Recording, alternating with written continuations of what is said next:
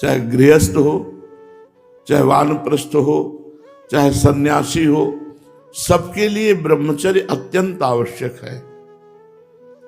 ब्रह्मचर्य में जीवन परम पुरुषार्थ में, अध्यात्म में जीवन है। जो ब्रह्मचर्य धारण नहीं करते हैं वो न सदगृहस्थ बन पाते हैं, ना वो वानप्रस्थ, ना वो सन्यासी। फिर और लौकिक पढ़ाई या लौकिक उन्नति, इसके लिए भी ब्रह्मचर्य की अत्यंत आवश्यकता है। ये भोग बुद्धि जब तक हमारे हृदय में बनी रहेगी तब तक लौकिक पारलौकिक उन्नति नहीं होगी। आज बड़ी दुर्दशा है कि ब्रह्मचर्य का खिलवाड़ बनाकर नाश किया जाता है। पूज्यपाद सिवड़िया बाबा जी कह रहे हैं, अष्ट मैथुनों के द्वारा ब्रह्मचर्य का नाश होता है। पहला, अष्टमैथुन में किसी जगह आपने पढ़ा काम संबंधी बात, या आपने किसी जीव को भोग करते हुए देखा, पशु पक्षी किसी को, या आपने चित्र देखा या चलचित्र देखा भोग संबंधी, तो आपके हृदय का चिंतन होगा काम का। और हृदय में एक नाड़ी है, भीष्म पितामह जी ने महाभारत में वर्णन किया है, बहुत सुंदर व्याख्या की है ब्रह्मचर्य के विषय में। एक पंचचूड़ा नाम की अप्सरा ब्रह्मलोक से आई थी, देवर्षि नारद जी ने उससे वार्ता की। शास्त्रों में तो सब खोल खोल के वर्णन किया गया है। मूल जो धर्म का मूल है, अध्यात्म का मूल है, वो ब्रह्मचर्य है।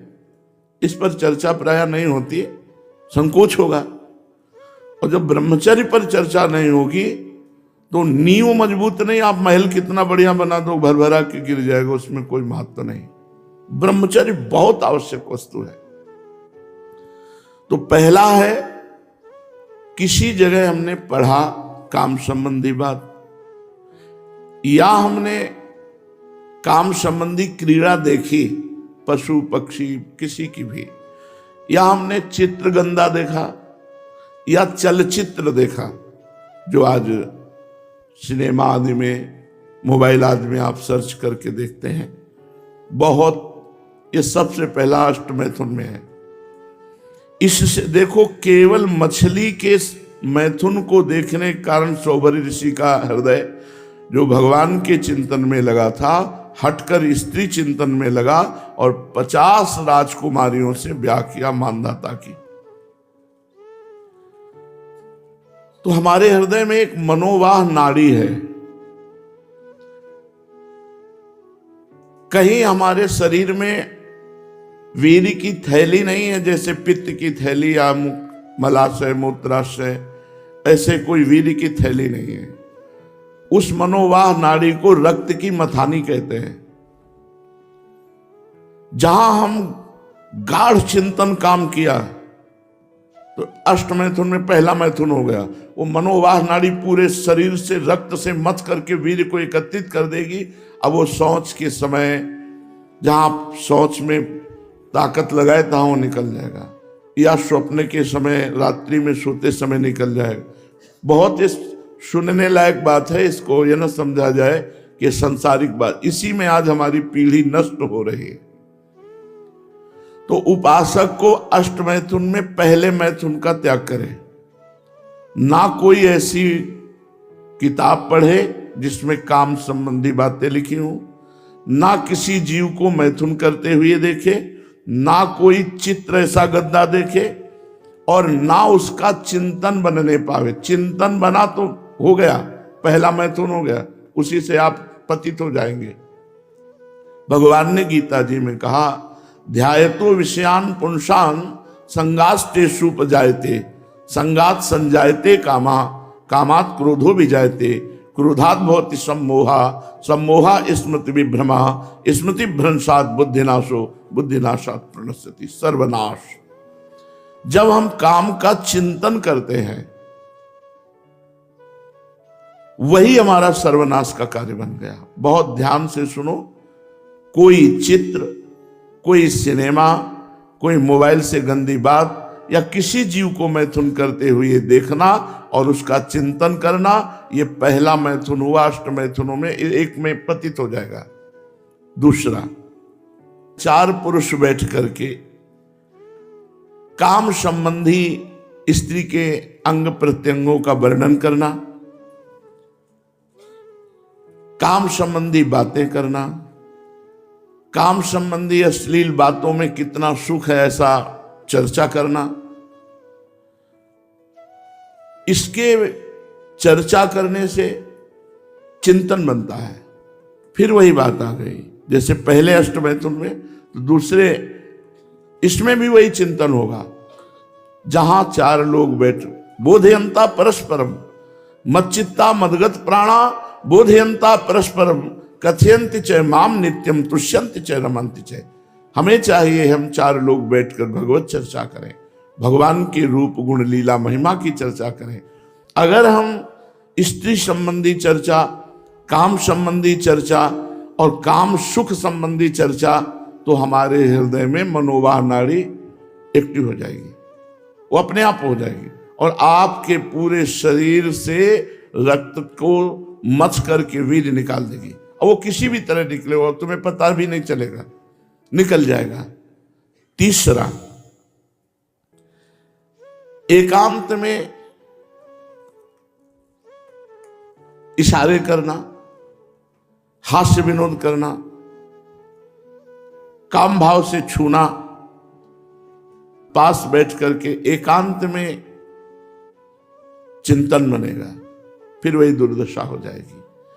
अष्ट मैथुनों में तीसरे में कभी भी कहीं भी किसी भी तरह से ब्रह्मचर्य साधन करने वाले को माताओं बहनों के साथ एकांत सेवन नहीं करना चाहिए। बलवान इंद्रिय ग्रामो विद्वानमपि कर्षति, इंद्रियां बड़ी बलवान हैं, वो बड़े बड़े विद्वानों को भी आकर्षित करके बलात् भ्रष्ट कर देती है। चौथा, एकांत से किसी स्त्री को चोर दृष्टि करते हुए काम भाव से देखना। वो नहीं देख रहे, आप छुप कर देख रहे हैं और पूरी तन्मयता से। ये अष्टमैथुनों में चौथा है। किसी भी माता बहन को काम दृष्टि से चोर कर देखना। चोर मतलब एकांत होकर के वो नहीं देख रहे लेकिन आप देख रहे हैं। अष्टमैथुनों में ये चौथा, ये भी आपको भ्रष्ट कर देगा। पांचवा, मुस्कुराहट, हाव भाव, कटाक्ष, वार्ता, ये काम संबंधी करना। मुस्कुरा दिया परस्पर, कटाक्ष कर दिया, हाव भाव कर दिए। अब मिलो या ना मिलो, वो आपका चिंतन बनेगा, चिंतन आपका सर्वनाश कर देगा। छठवां, श्रृंगारिक, शरीर को सजाना। जब हम शरीर को श्रृंगारित करते हैं तो हमारे अंदर रजोगुण आता है और रजोगुण काम उत्पन्न करता है। रजोगुण से ही काम का प्रादुर्भाव होता है। शरीर की सजावट नहीं होनी चाहिए। ब्रह्मचारी को शरीर से उपेक्षा रखनी चाहिए। हमें स्नान दिनचर्या के लिए करना है, वैष्णव श्रृंगार प्रिया प्रीतम की सेवा के लिए करना है। प्रभु की प्रसादी माला, प्रभु का चंदन, प्रभु की चरण रज, प्रभु का प्रसादी इत्र, प्रभु का प्रसादी उच्छिष्ट, यही हमारा जीवन है। बाहरी श्रृंगार हम अच्छे लगें इस भाव से क्रीम आदि लगाना या और भी श्रृंगारिक ये नहीं करना चाहिए। ब्रह्मचर्य धारण करना है तो श्रृंगार से बचना चाहिए। उपन्यास, समाचार, नाटक, अश्लील दृश्य, ये आपको कल्पनाओं में भटका देंगे। वैसी कल्पना बनने लगेगी, फिर वही भ्रष्ट हो गया। सातवां, किसी के द्वारा भोग की बात सुन करके उसकी प्राप्ति के लिए प्रयत्न करना, यह अष्टमैथुनों में सातवां है। भोगों की बातें सुन सुन सुन करके अब हम पागल हो गए और हमारा चित्त खोजने लगा कि कहां हमें भोग मिले, कैसे भोग मिले, इससे भी भ्रष्ट हो जाएगा, पतित हो जाएगा। आठवां, प्रत्यक्ष सहवास, प्रगट में संभोग। ये 8 प्रधान अष्टमैथुन कहे गए और अष्टमैथुनों में ही प्रगट संभोग के अंतर्गत ही हस्त क्रिया आती है। ये इतनी भीषण बीमारी है, इतनी जोर से फैली हुई है कि चाहे बच्चा हो चाहे बच्ची हो, कुसंग के प्रभाव से एक 12 वर्ष के बच्चे से पूछा तुम्हें कैसे ज्ञान हुआ ये, क्योंकि लक्षण दिखाई देते हैं, जैसे चेहरे में देखो तो एक दृष्टि होती है अपने लोगों के पास, जहां उस दृष्टि से देखो तहां पता चल जाता है ब्रह्मचारी है कि नहीं है। 3 चिन्ह तो एकदम स्पष्ट उसके दिखाई देते हैं, नाक से लेकर मस्तक तक स्पष्ट एक दृष्टि में पता चल जाता है कि ये स्त्री सहवास से है या हस्त क्रिया से है। बहुत बुरी दशा हो जाती है, ये बहुत बुरा रोग है। उसने कहा हम विद्यालय में सीखा बच्चों के साथ, ये बालकों से लेकर के बड़ों तक, इससे ज्यादा खतरनाक प्लेग या हैजा, ये बीमारियां इतनी खतरनाक नहीं, इनके लिए औषधि, लेकिन हस्त क्रिया के लिए कोई औषधि नहीं। ये ऐसी बीमारी है, ऐसी अभ्यास वृत्ति है, पूछो मत, बहुत सर्वनाश बड़े बड़ों का कर देती है ये। डिग्री प्राप्त पढ़े लिखे लोग भी इस कुचाल के चक्र में फंस गए हैं। ये बड़े दुर्भाग्य की बात है जिनको हस्तमैथुन का अभ्यास हो गया है। ये महारोग से पिंड छुड़ाने के लिए कोई औषधि नहीं है, कोई डॉक्टर ही नहीं आज तक। डॉक्टरों से पूछोगे आपको सपोर्ट कर देंगे, अच्छा है, बुद्धि मारी गई है। इस महारोग हस्तमैथुन को इतना प्रियता से बच्चे ले लेते हैं क्योंकि उनको सुखानुभूति थोड़ी देर होती तो ऐसा लगता है बड़ा सुख है, तो कई बार उस सुख को ये हस्त क्रिया, चाहे स्त्री हो चाहे पुरुष हो, बच्चा हो या बच्ची हो, उसको नष्ट कर डालता है, निचोड़ के रख देता है। परमात्मा की जैसे नवधा भक्ति है तो समस्त विकारों से नष्ट करके प्रेम प्रदान करती है, ऐसे ही अष्टमैथुन के साथ ये हस्तमैथुन ये नव सर्वनाश कर देते हैं। वो सब विषयों का नाश करके भगवत प्राप्ति कराती है, ये सब सद्गुणों का नाश करके नरक की प्राप्ति कराती है, अष्टमैथुन और हस्तमैथुन। हस्त क्रिया के कारण जितनी कठिनाइयां आती हैं, अगर उनका वर्णन किया जाए तो छोटी मोटी पुस्तक लिख जाएगी। यहां थोड़ा वर्णन करते हैं कि जैसे जिस लकड़ी में घुन लग जाए तो लकड़ी केवल ऊपर दिखाई देगी, बकाया पोली हो जाती, उसमें कोई दम नहीं रह जाती। ऐसे वो बालक, वो जवान, वो पुरुष या स्त्री हो जाता है जो हस्त क्रिया करता है, बिल्कुल खोखला हो जाता है। इसी को अंग्रेजी में मास्टरबेशन कहते हैं। इसमें सबसे बड़ी घातक बात यह है कि वो गृहस्थी लायक नहीं रह जाएगा, संतानोत्पत्ति की क्षमता का नाश हो जाता है। ऐसे हमें मिले, बहुत से लोग मिले। नस नाड़ियां भगवान के द्वारा बनाई गई हैं, उनका संयोग बनाया गया है गृहस्थ धर्म की पूर्ति के लिए।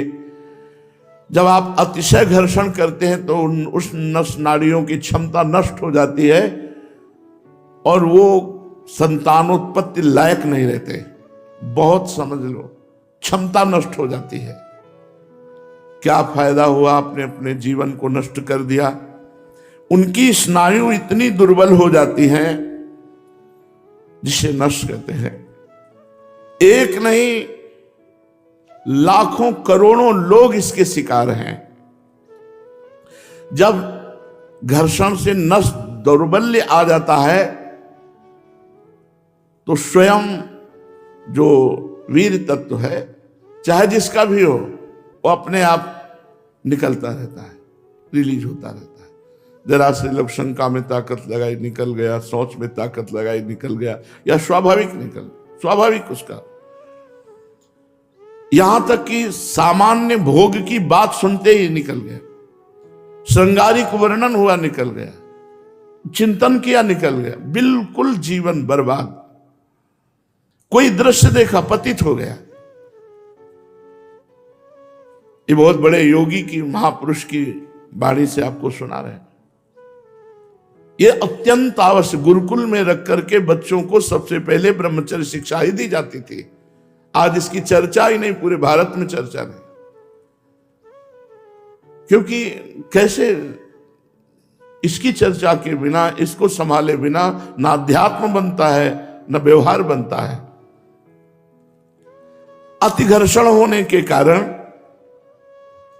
इतना पतला वीर शक्ति हो जाती है कि उसमें संतान उत्पत्ति करने की क्षमता ही खत्म हो जाती है।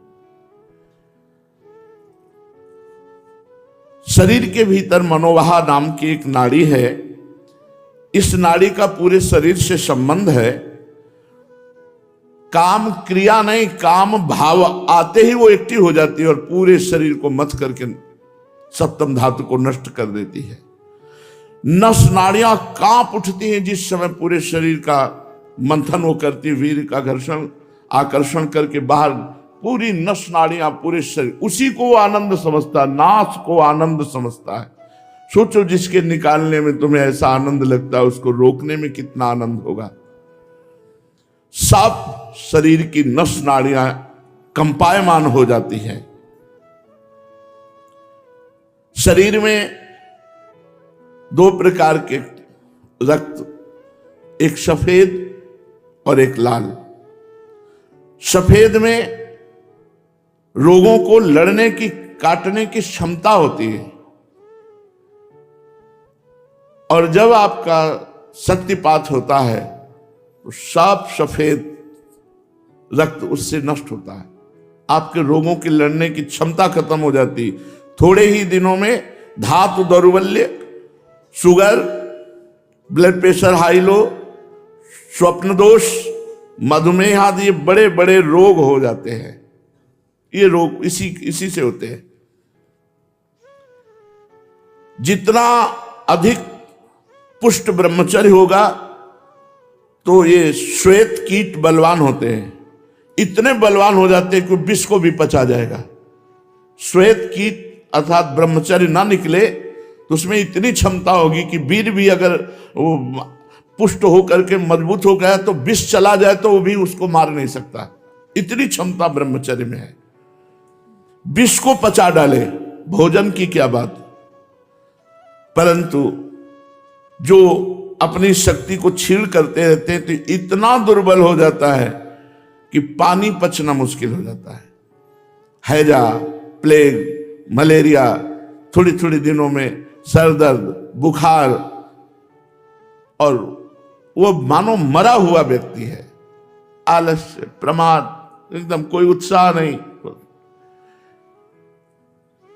हस्त क्रिया से जो वीर्य नाश होता है उससे सबसे पहला धक्का दिल को लगता है। दिल का कमजोर आदमी, स्मृति शक्ति नष्ट होने लगती। क्या कहा था, क्या सुना था, क्या कोई कार्य था, सब विस्मरण होने लगता है। एक ब्रह्मचारी हैं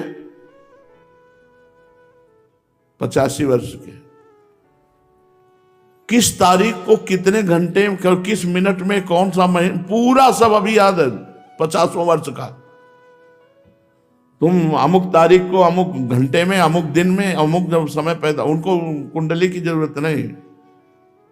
सब स्मृति कितने, वृद्धावस्था में तो स्मृति नष्ट हो जाती है, और ब्रह्मचारी हर स्मृति एक एक बात की स्मृति। शरीर, नाड़ियां उभर आती, नस नाड़ियां, शरीर में हल्का पीलापन आने लगता है चेहरे पे, दिमाग की स्नायु बिगड़ने लगती है, अधिक करने वाले हस्तमैथुन के अपस्मार, पागलपन, दिमाग कंट्रोल में नहीं रहता, चिड़चिड़ा स्वभाव, क्षण में क्रोध, बस लड़ जाना, एक जीवन बर्बाद, और पक्षघात, लकवा, ग्रंथिवात, हर जगह मोड़ में दर्द होना, संधिवात, वायु रोग बढ़ जाना, मिर्गी, पागलपन, तंद्रा, निद्रा या निद्रा हट जाना, बहुत निंदनीय स्थिति हो जाती है।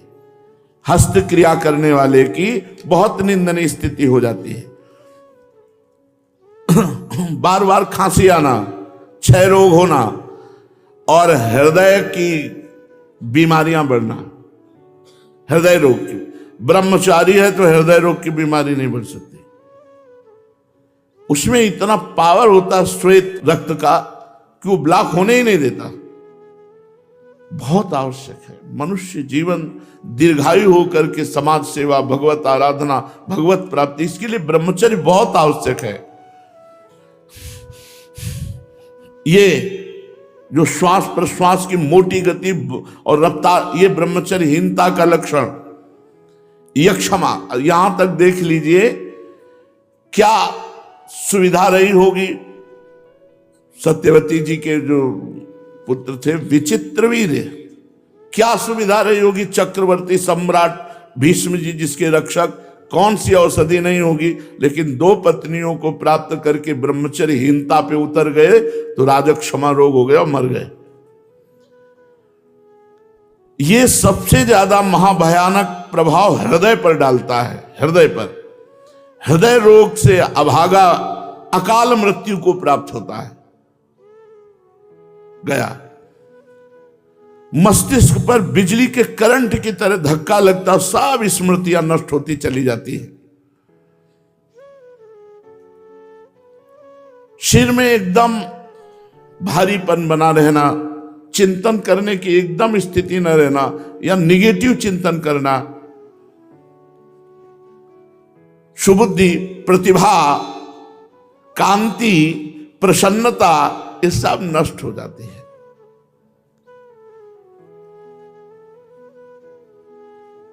100 पागलों में अगर चेक किया जाएगा तो 95 पागल ब्रह्मचर्यहीनता से होते हैं। व्यभिचार या हस्त क्रिया, इसका परिणाम है अंततोगत्वा सिद्धि बना देना, पागल बना देना, चिड़चिड़ा बना देना, समाज लायक न रखना। सैकड़ों, हजारों, लाखों बच्चे इस बीमारी से पीड़ित हैं, वर्तमान में पीड़ित हैं। बहुत अपने को ग्रेजुएट समझते हैं, अच्छे कपड़े पहनते हैं, चिकने दिखाई देते कि भाई गोरे पीले, नीति भ्रष्ट, अपना नाश करने वाले। बड़े बड़े शिक्षित लोग भी इस मूर्खता में फंसे हुए हैं। हम इससे सबसे प्रार्थना करते हैं, इस क्रिया को बिल्कुल कसम खा के बंद कर दो, नहीं जिंदगी जीने लायक नहीं रहेगी। परिश्रम नहीं हो सकता है। थोड़ा परिश्रम किया, थक गया, 4 सीढ़ी चढ़ी, थक गया, ये तो किडनी खराब है नहीं ना। 40-40 किलोमीटर गंगा के किनारे से चले गए, थकने का सवाल का है।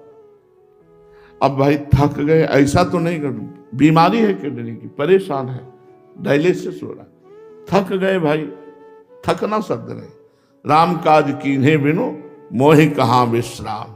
हे, मानव जीवन मिला बहुत जन्मों में, सब थोड़ा सा संयम, थोड़ी सी परिश्रम, थोड़ा सा पढ़ाई, दिमाग में दर्द होने लगा, बंद करो। मन न लगना, न पढ़ने में लगना, न शास्त्र स्वाध्याय में, न किसी कार्य में।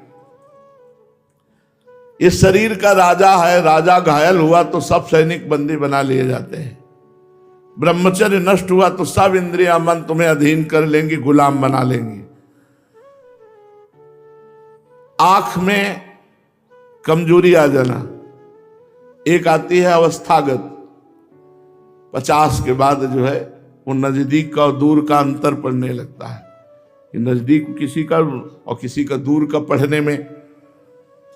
नाक, कान, जिह्वा, वाणी, पैर, त्वचा, ये सब असमर्थ हो जाते हैं। यहां तक कि भयंकर कब्ज बनने लगती है और कई बीमारियां लघुशंका संबंधी होने लगती हैं। हस्तक्रिया करने वाले का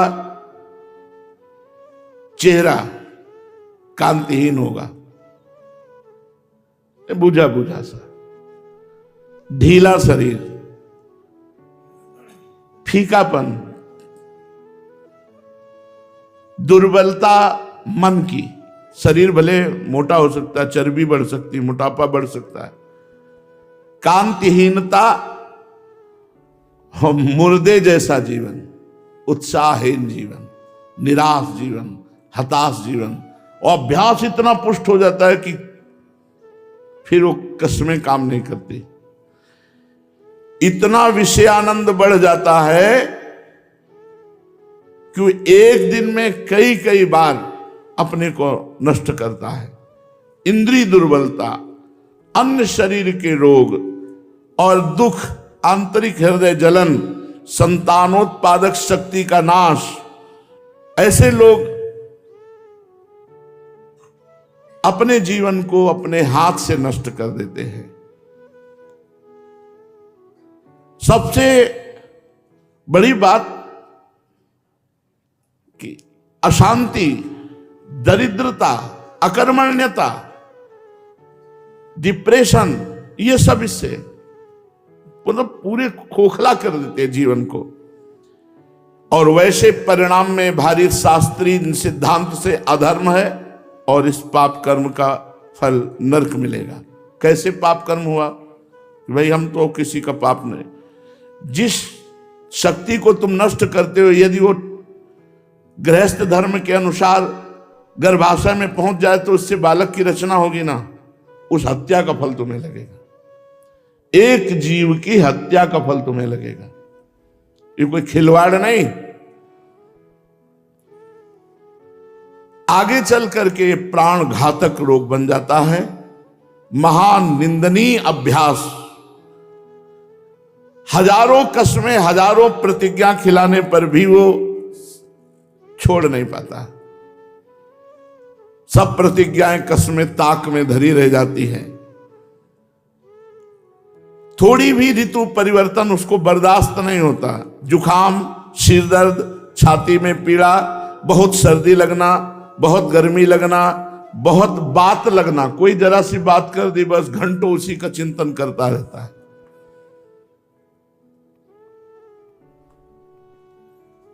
जो इस क्रिया को करता है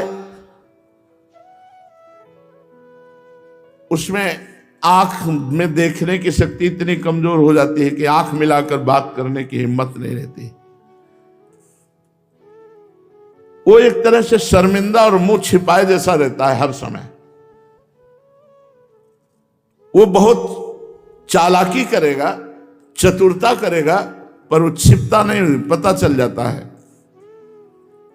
उसमें व्यर्थ का अहंकार होता है, जरूरत से अधिक निर्लज्ज बन जाता है। और इसका कारण है यही दुर्गुण।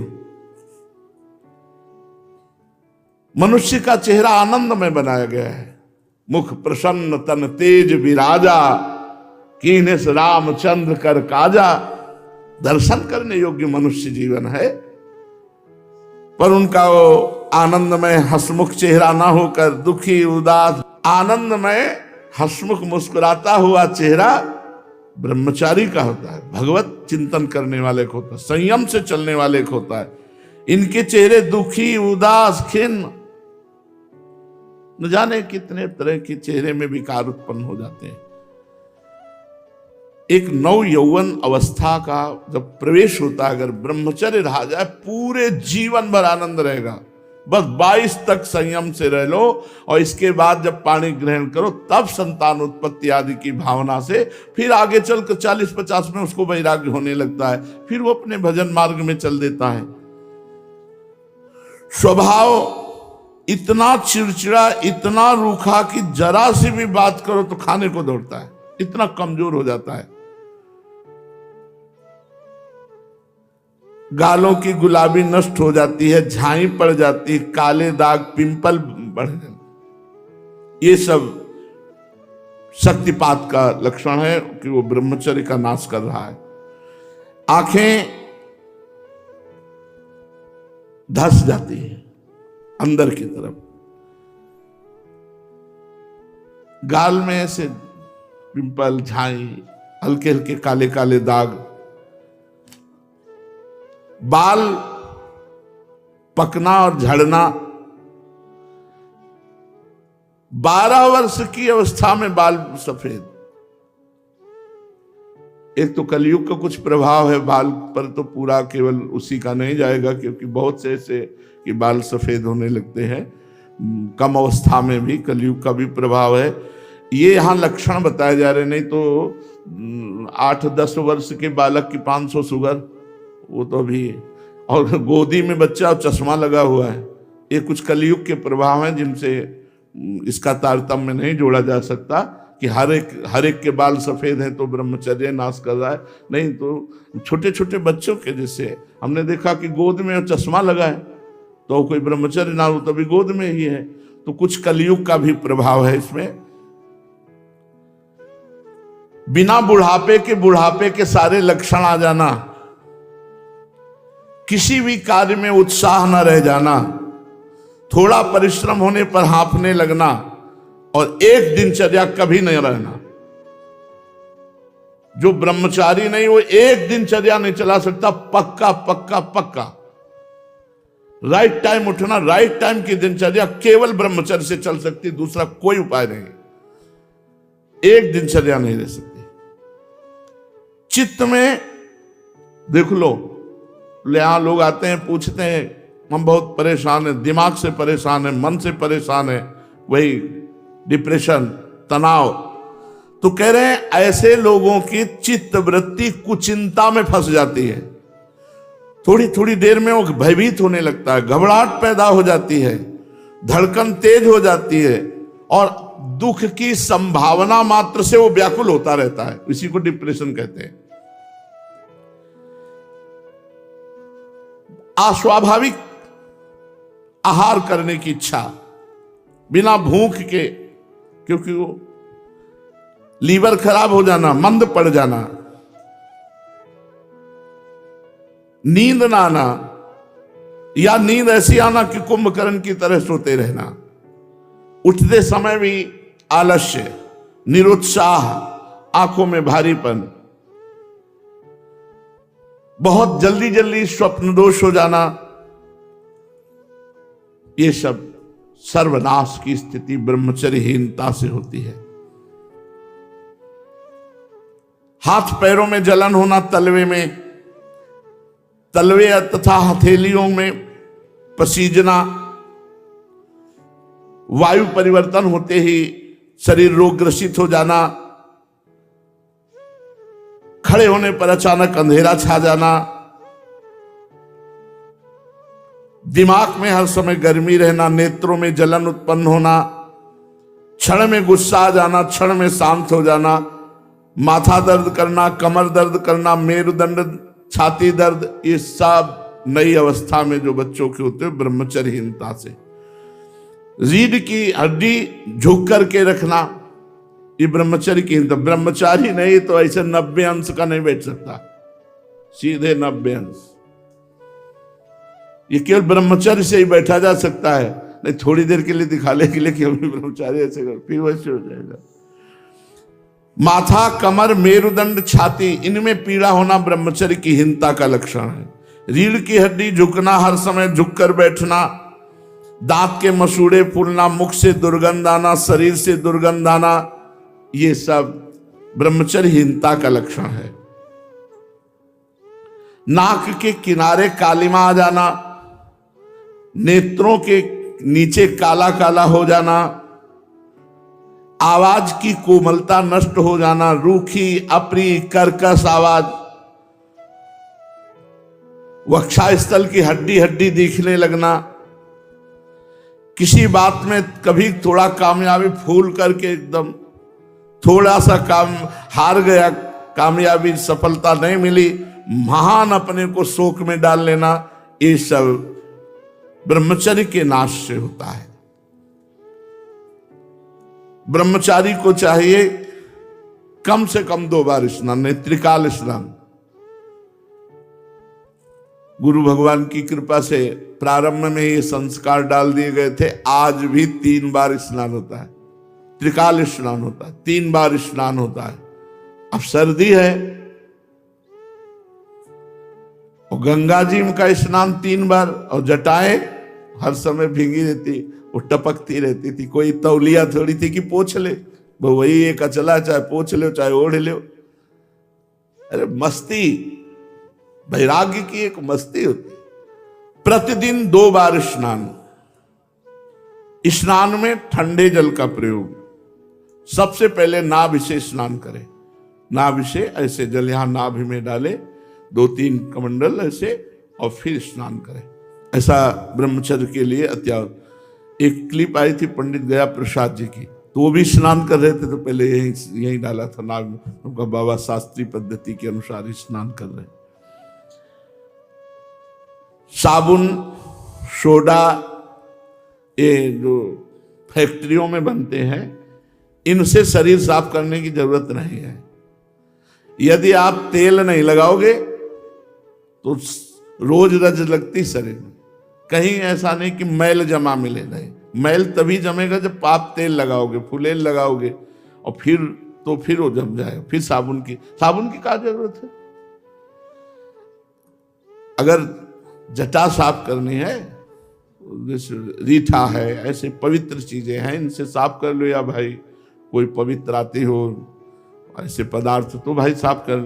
अब महाकुआ साबुन लगा के ब्रह्मचारी, रजोगुण चढ़ेगा, काम भावना जागृत होगी, भजन, अरे इससे राग हटाना है भाई, इससे राग हटाना है। त्वचा स्वयं साफ रहेगी यदि आप तेल मालिश नहीं करते। और तेल की जरूरत क्या है? जब ब्रह्मचर्य है तो तेल की जरूरत क्या है? ठंडे पानी से नित्य नहाना ब्रह्मचारी के लिए अत्यंत आवश्यक है। सर्दी अब शुरू नहीं हुई, वो गीजर से स्नान शुरू हो गए, साधना हो रही। अगर नदी प्रवाह में स्नान किया जाए तो और उत्तम है। और यह घोर अंधेरे में, जहां बिजली नहीं कुछ नहीं, वहां गंगा जी में 3 बजे जाके खड़े हो गए, 4 बजे तक खड़े रहे, शरीर कांप रहा है, बस मंत्र जाप करते हुए मस्ती से बाहर निकले। स्नान भोजन के पहले और भोजन के 3 घंटे बाद, भोजन के बाद तुरंत कभी स्नान न करे, या ना स्नान करके तुरंत भोजन में न बैठे। इन सब से ब्रह्मचर्य पुष्ट होता है। तुरंत भोजन करने से किया, नहा के तुरंत, और या भोजन के बाद तुरंत स्नान किया, इससे ब्रह्मचर्य पर फर्क पड़ता है, पित्त बढ़ जाता है और ब्रह्मचर्य की हानि होती है। रोगी, दुर्बल, नाजुक, यदि पहले से आपका शरीर है तो फिर गुनगुना पानी कर लीजिए, और अगर रोगी नहीं है, दुर्बल नहीं है, तो फिर आप ठंडे पानी से, देखो पूरी सर्दी में ठंडे पानी से नहा के देखो, नियम ले कि गीजर का हम नहीं नहाएंगे। व्यायाम ब्रह्मचारी को नित्य करना चाहिए, चाहे गृहस्थ हो चाहे विरक्त, थोड़ा शरीर का व्यायाम अत्यंत आवश्यक है।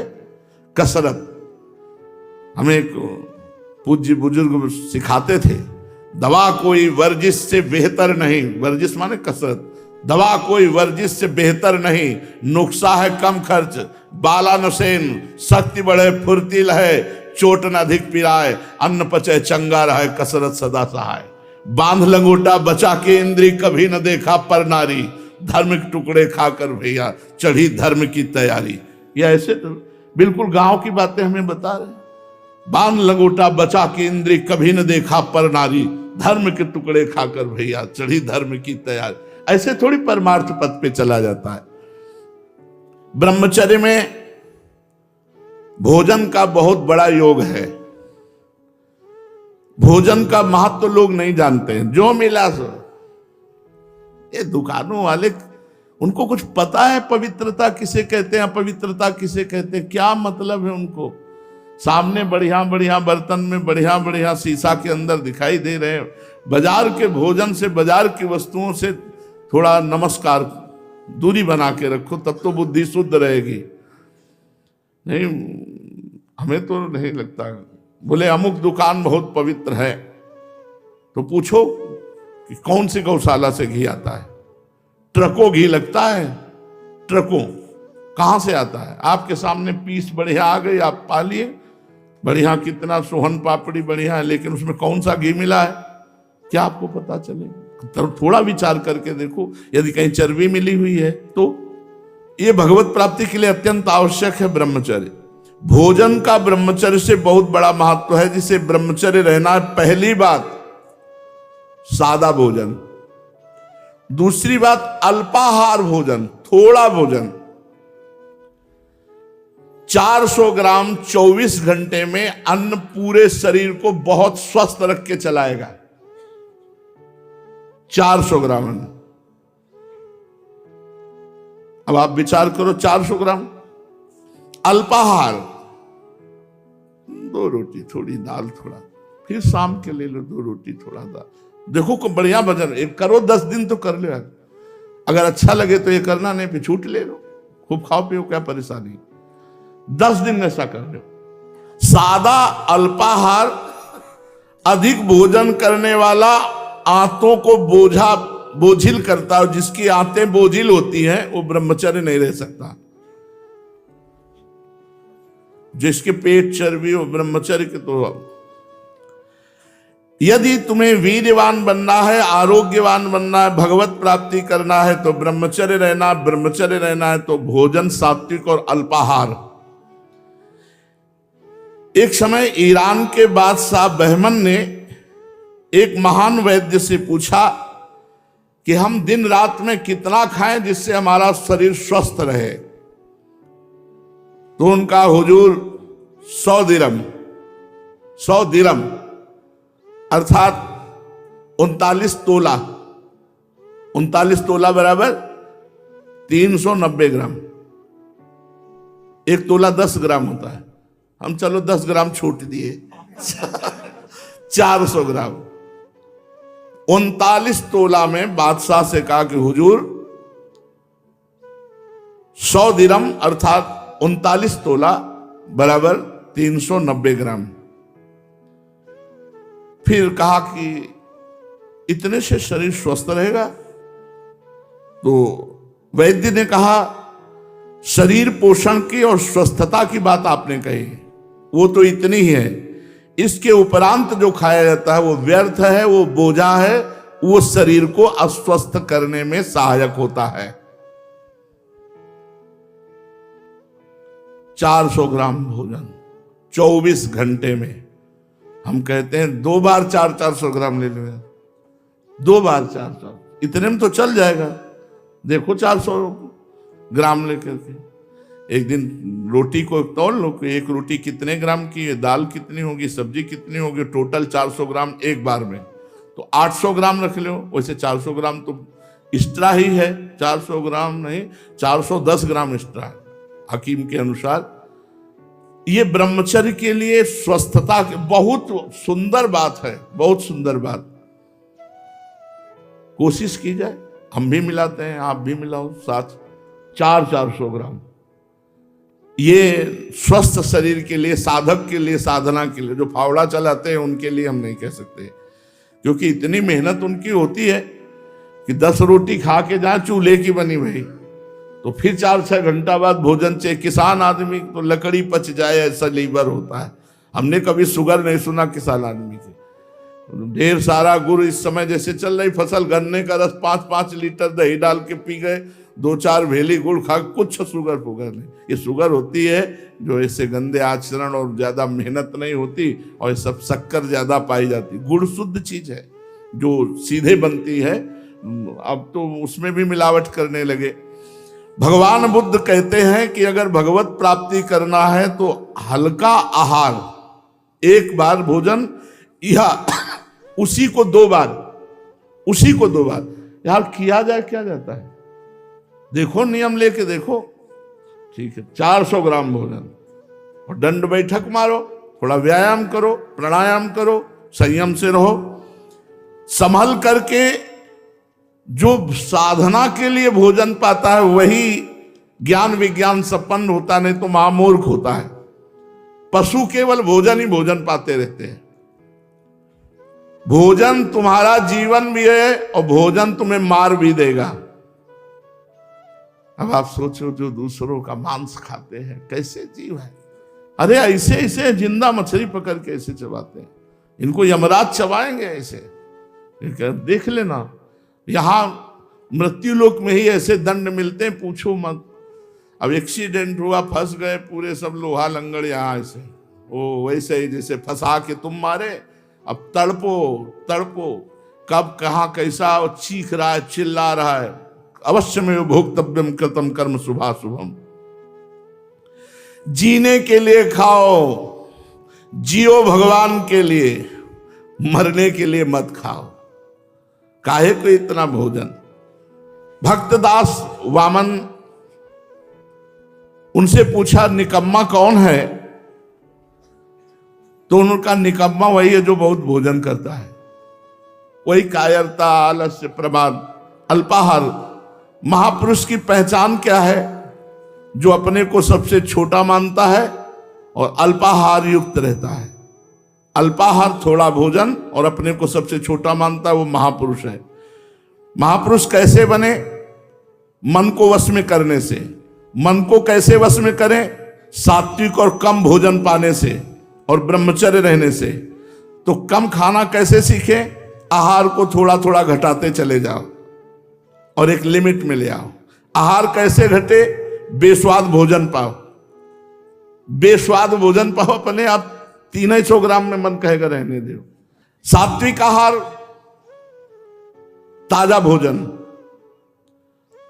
रसयुक्त भोजन, हल्का भोजन, मधुर भोजन, जैसे गेहूं की रोटी, चावल या जौ की रोटी या मूंग और अरहर की दाल, थोड़ा दूध, कम मात्रा में घी, थोड़ा मीठा, सेंधा नमक, ये सात्विक आहार। इतने राजस गर्मा गर्म कड़ुआ, किसी किसी को देखा मतलब ऐसे निकला मुंह में डाल लिया, वो ये सब राजसिक। अत्यंत कड़ुआ, अत्यंत गरम, अत्यंत नमकीन, अधिक मीठा, रूखा, चटपटा, खट्टा, तैलयुक्त, दोषयुक्त, गरिष्ठ, पूड़ी, कचौड़ी, मालपुआ, खट्टा, लाल मिर्च, तेल, हींग, प्याज, लहसुन, गाजर, उर्द, सरसों, मसाला, मसूर।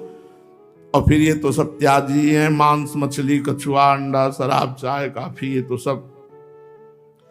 अगर राजसी आहार करोगे तो मन चंचल, कामी, क्रोधी, लालची और पाप कराएगा। ये राजसी आहार है, इसको छोड़ देना चाहिए। अगर गरम रोटी आई है तो उसको ऐसे टुकड़े कर दो जिससे उसकी धुआं निकल जाए। धुआं निकलने के बाद ही पाओ, यानी गर्मा गर्म धुआं, वो आपके लिए हानिकारक होगी, भजन में बाधक होगी। कड़ुआ नहीं, तीखा नहीं, अधिक नमकीन नहीं, अत्यंत मीठा नहीं, रूखा नहीं, चटपटा नहीं, खट्टा नहीं, तैलयुक्त नहीं, दोषयुक्त नहीं, गरिष्ठ नहीं, पूड़ी, कचौड़ी, मालपुआ, ये सब नहीं।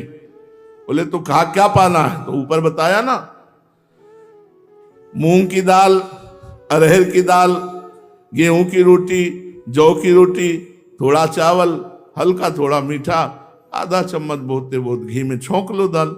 ये है सात्विक। रोज पाना है ना, और ब्रह्मचर्य से रहना है। तामसिक आहार ये अगर सतोगुणी और राजसी भोजन अधिक मात्रा में पा लिया जाए तो वो भी तमोगुण हो जाता है। बासी अन्न, रसहीन, दुर्गंध युक्त, प्याज, लहसुन, घृणित, निंदनीय, अपवित्र विचार से बनाया हुआ, अपवित्र पात्रों में बनाया हुआ, ये दुखी, बुद्धिहीन, क्रोधी, लालची, आलसी, दरिद्र, अधर्मी, पापी, अल्पायु बना करके नरकगामी कराता है तामसिक भोजन। इसलिए सात्विक भोजन पाओ, कम भोजन पाओ, ब्रह्मचर्य से रहो और भगवान का निरंतर नाम जप करो।